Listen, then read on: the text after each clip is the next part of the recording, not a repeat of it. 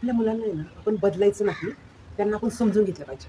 कारण काय होतं आता सध्याच्या सध्याच्या वातावरणामध्ये मुलं खूपच चिडचिड करायला लागली. कारण आता मी पार्लरमध्ये असते, तर ज्यावेळेस मम्मी आहे, आता जास्तीत जास्त बाळ कुणाकडे सांभाळायची रिस्पॉन्सिबिलिटी मम्मी.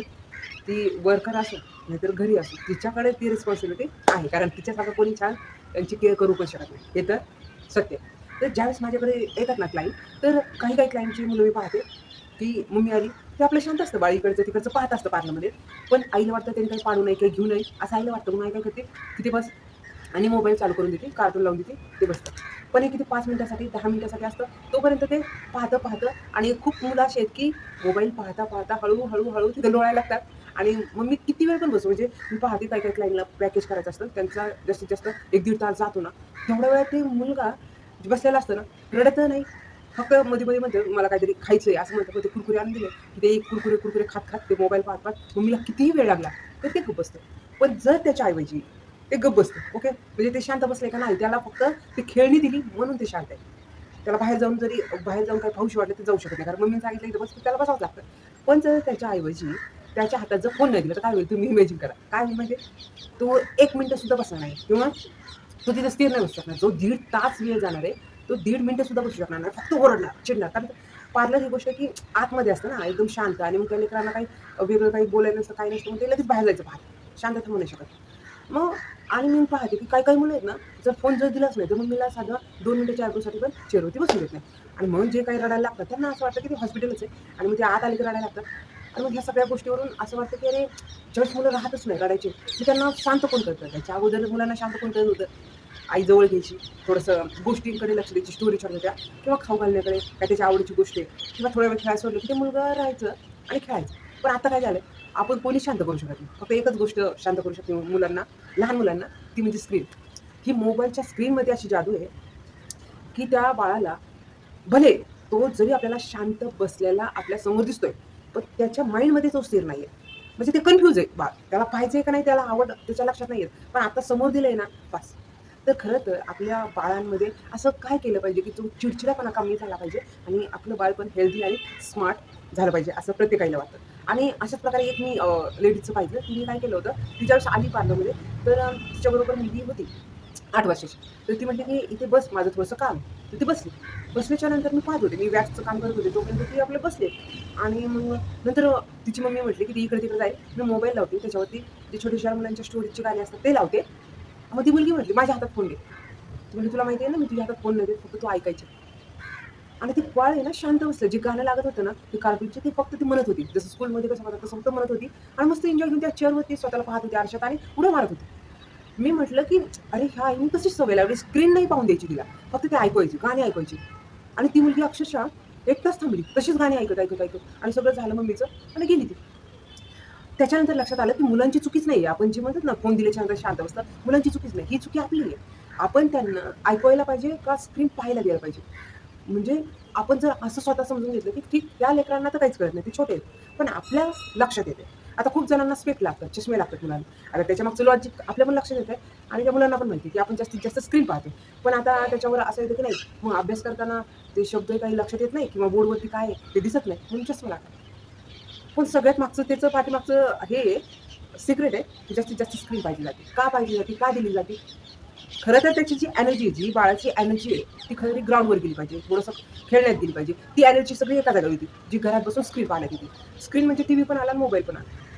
मग ते बाळाची एनर्जी व्यवस्थित ते खेळून बाहेर पडत नाही. त्याच्यामुळे मग काय होतं, ते जरी मोबाईल बघूस्तवर जरी शांत बसण्याचं नाटक करत असेल, शेवटी त्याला मग कन्फ्यूज असतं ते माइंडमध्ये आणि मग मोबाईल समजा नेट संपलं, आता नेट संपणारच किंवा चार्जिंग जर कमी झाली ना, त्या बाळाला खूप राग यायला. त्याला वाटतं, की मग हे का संपलं? हे संपायलाच नाही पाहिजे.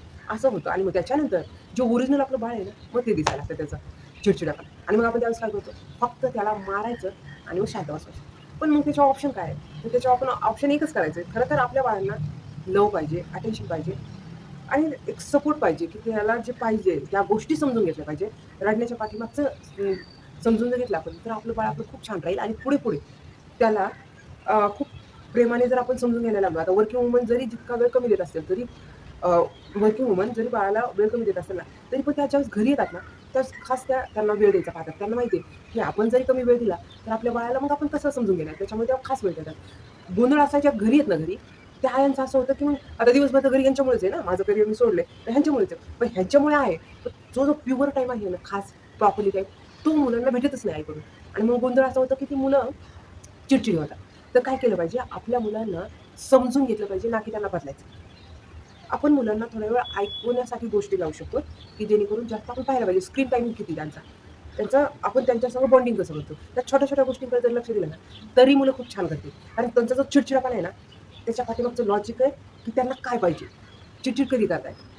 भूक लागते का? भूक लागण्यासाठी त्यांचं जे एनर्जी शरीराची ती कशी आपण त्यांच्याबरोबर खेळल्याबरोबर, थोडं बसल्याबरोबर, त्यांना काही कोडिंगच्या गोष्टी दिल्याच्यानंतर ते सोडवण्याच्या वेळेस जितकं ते छान मन लावून मोबाईल बघतात ना, तितकं छान ते सगळ्या गोष्टी करतात. पण आपण त्यांना ते देत नाही.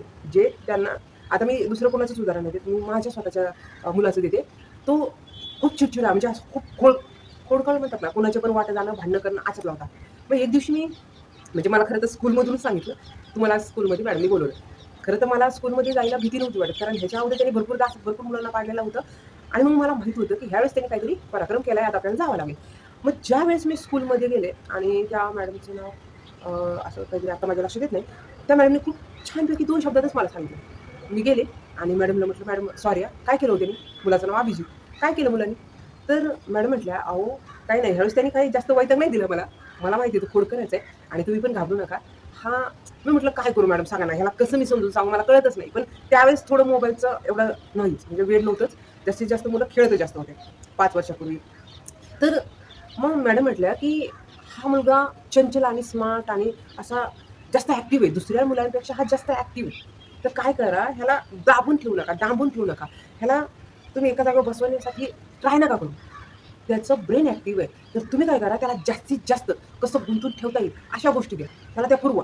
म्हणजे काय होईल, तो त्या शिकत राहील किंवा त्या करत राहील किंवा जास्तीत जास्त तो खेळेल ना, तितका तो दमेल आणि तो दमला ना, तितका तो छान म्हणजे तुमचं पण ऐकेल आणि तो जितका रिलॅक्स होईल, दमल्याच्यानंतर तो झोपेल आणि ज्यावेळेस तो उठेल ना, तितका तो फ्रेश होईल. त्याच्यामुळे तुम्ही आहे ना, त्याला थांबवण्याचा प्रयत्न नका करू. तो ॲक्टिव्ह आहे, त्या माइंडनुसार त्याला एक-एक गोष्टी शिकण्यासाठी द्या. म्हणजे तो अजून स्मार्ट होईल. आणि त्या त्या मॅडमनी ज्या दिवशी तो कितवीला 4थीला होता, ज्या दिवशी मला सांगितलं ना, त्याच्यानंतर माझ्या माइंडमध्ये क्लिअर झालं, की हा जास्त त्रास नाही देत.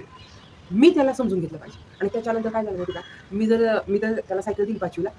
तो काय करत होता, अक्षरशः ती सायकल जर त्याला म्हटलं ना, "अभिजित धुवून ये रे, आज आपला सण आहे आणि सगळ्या आपल्या गाड्या असतात, त्या छान धुवायच्या असतात." असं जर सांगितलं ना, तो आणि विशेष म्हणजे काय झालं होतं, सायकलीबरोबर त्याला ते पाना, नट, बोल्ट सगळ्या गोष्टी आल्या होत्या. आता आपण काय करतो, गोष्ट घेतल्यावर त्याला खोलत नाही घरी. गॅरेजमध्ये नेतो आणि त्याला नीट करून आणतो. हे तर आपला फंडा आहे सगळ्यांचा. त्याला जर म्हटलं ना, गाडी धुव किंवा तुझी सायकल धुवून आण किंवा त्याला साफ कर. अक्षरशः तो संडेच्या दिवशी मम्मीने सांगितलंय ना, की सायकल धुव, तर तो सगळं एक सायकलचा पार्ट काढत होता आणि काहीतरी त्याच्याकडे होतं ते त्याने तो एकदम पार्ट तो स्वच्छ धुत होता. एक नट त्या साखळ्या आणि मी म्हटलं, की 1 तास झाला तो अजून काय येत नाही म्हणून मी जर घराच्या अशा पाठीमागे जाऊन पाहिलं ना, डोक्यालाच हात.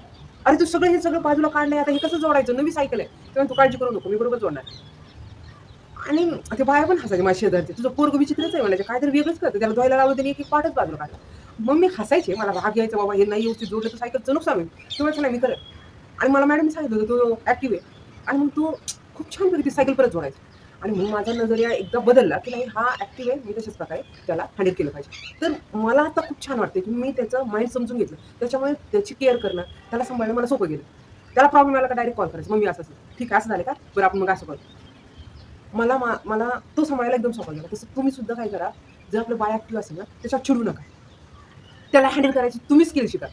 तो तुमच्यापेक्षाही ॲक्टिव्ह आहे. फक्त हा पॉइंट समजून घ्या आणि त्याला हँडल करा. जर आपण असे बाळ जर सांभाळायला लागलो, त्यांची केअर घ्यायला लागलो, त्यांना प्रेम द्यायला लागलो, त्यांना अटेन्शन द्यायला लागलो, तर नक्कीच आपले बाळ फ्युचरमध्ये खूप स्मार्ट, हुशार आणि टॅलेंटेड बनतील. प्लीज ह्या पॉइंटकडे लक्ष द्या आणि आपल्या बाळाला खूप छान मोठं करा. तर थँक वेळात वेळ काढून तुम्ही माझा व्हिडिओ ऐकला त्याबद्दल खूप सारे धन्यवाद. असेच व्हिडिओ पाहत राहा आणि व्हिडिओ आवडला तर नक्कीच कमेंट करा. तर थँक